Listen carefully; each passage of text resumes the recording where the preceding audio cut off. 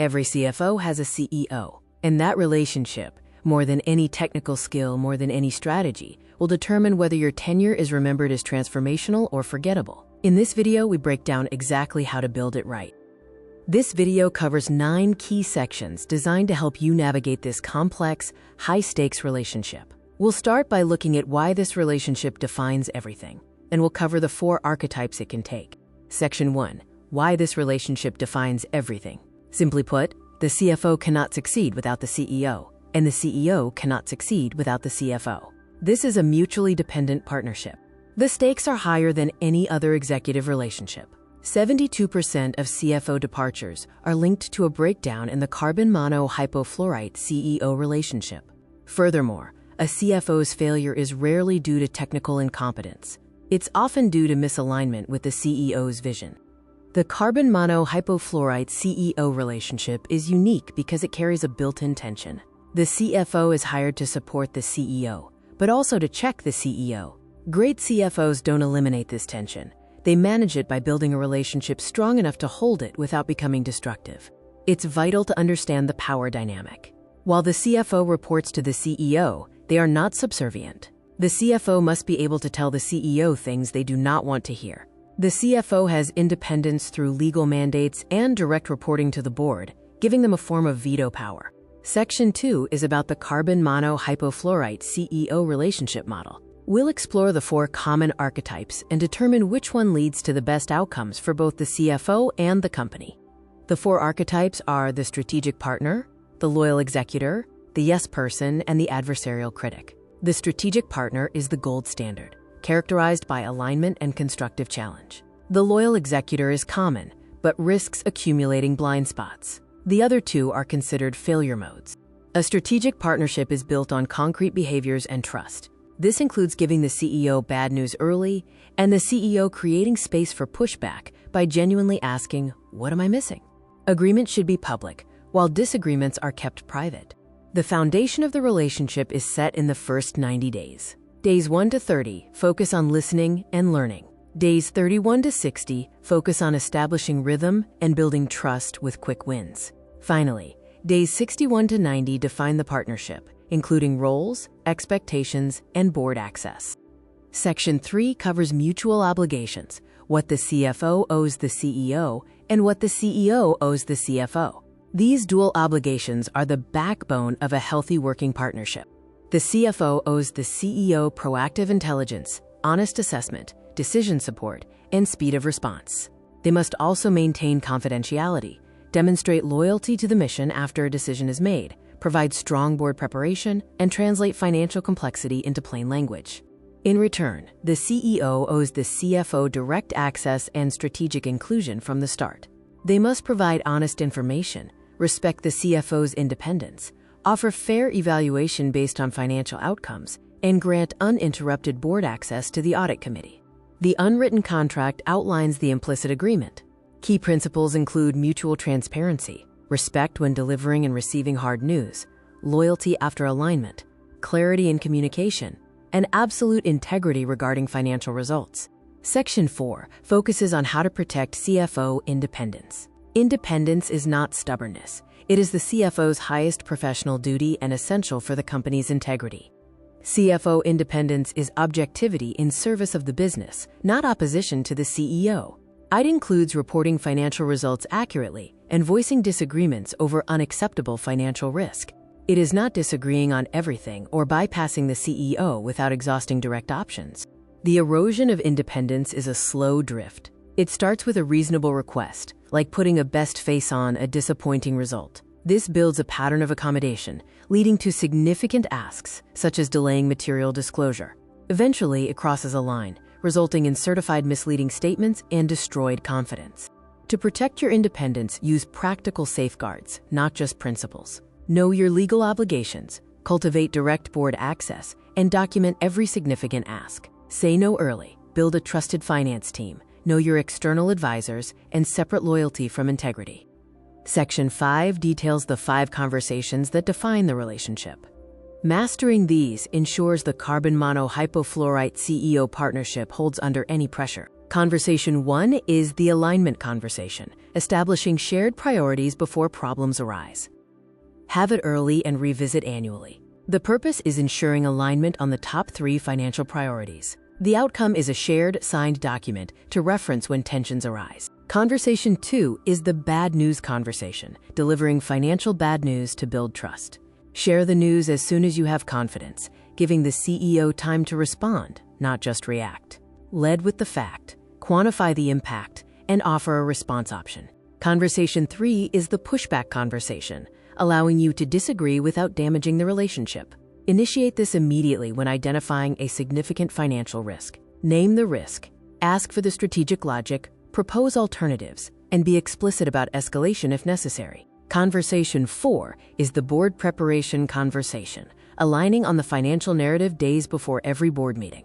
This prevents surprises and ensures the board receives a coherent financial story.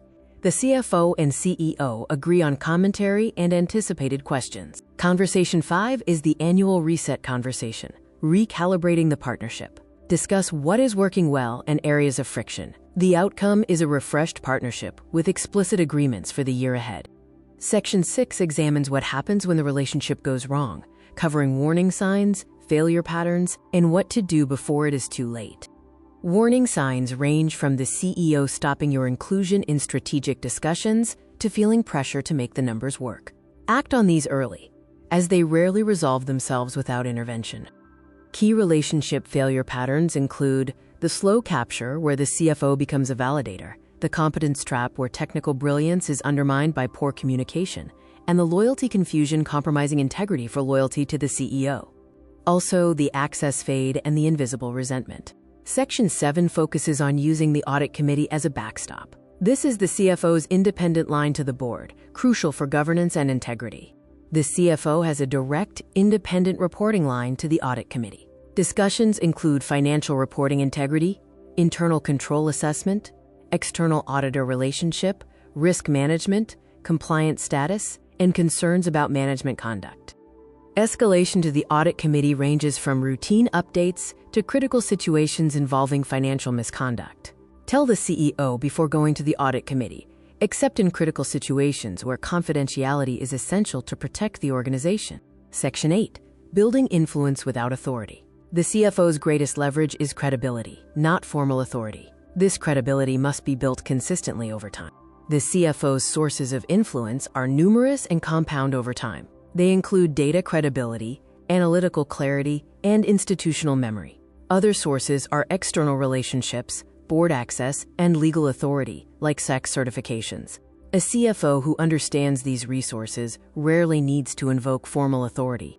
A crucial skill is delivering bad news effectively. Always lead with the number and quantify the financial impact immediately. Give the timeline for the issue and separate the cause from any blame. Present a range of possible outcomes and offer one response option. Finally, stay in the room to navigate the initial reaction. To push back without breaking trust, follow these guidelines. Push back privately, quantify your concern, ask questions first, propose an alternative, accept the decision gracefully, and follow up in writing. Don't disagree publicly, use vague risk language, say "I told you so," or escalate minor disagreements. Section 9. Red lines, when to escalate or resign. This covers the non-negotiable boundaries and how to navigate them with integrity. These are the CFO's non-negotiable red lines: falsifying financial statements, hiding material information from the board, breaching debt covenants without disclosure, approving improper transactions, destroying financial records, and making misleading public statements. Crossing these lines leads to irreversible personal and legal consequences. Use this escalation framework. First, raise the issue directly with the CEO privately. Then, allow a reasonable response window. If unresolved, raise it again formally in writing. Next, escalate to the audit committee. If the matter involves illegality, consider consulting personal legal counsel. Finally, assess if resignation is required. Resignation is sometimes the only ethical answer. Resigning with your integrity intact is always better than staying and losing it. Scenarios requiring resignation include being asked to certify materially false statements, material undisclosed fraud, or lack of board action on a serious matter. Resignation should not be used as a threat. It is important to adapt to the CEO's communication style. Whether the CEO is data-driven, vision-first, decisive, or collaborative, the CFO must tailor their approach. Style flexibility is a core competency. Let's apply the framework to 3 real-world scenarios. For a revenue overstatement request, refuse immediately and escalate if necessary, as this is a red line. For a strategic disagreement on an acquisition, document your analysis, register dissent, but execute if overruled. If you are excluded from major debt refinancing, seek a private meeting to re-establish your role. Here is a self-assessment to rate your current carbon monohypofluorite CEO relationship honestly across dimensions like access, alignment, honesty, independence, and trust. Score your relationship to determine if action is needed. A score below 20 means you must act now. Here are 10 rapid-fire principles to guide this critical relationship. Remember to challenge the CEO to improve decisions, never ambush them publicly, and understand that board access is non-negotiable. Loyalty and integrity must always coexist. Our 5 key takeaways. The CEO relationship defines your CFO tenure. The tension inherent in the job is healthy and structural. Independence is a legal duty, not a preference. Erosion of trust happens gradually through small compromises. Finally, build the relationship proactively in advance of a crisis. Here are 3 actions to take this week. 1. Run the self-assessment privately. 2. Schedule an alignment conversation with your CEO or CFO. And 3. Write down your non-negotiable red lines to prepare yourself before you are ever asked to cross them. The CFO who masters this relationship doesn't just survive the CEO, they make the entire company better. This concludes video 3 in our CFO Masterclass series. Next up is video 4, working with the board of directors as CFO.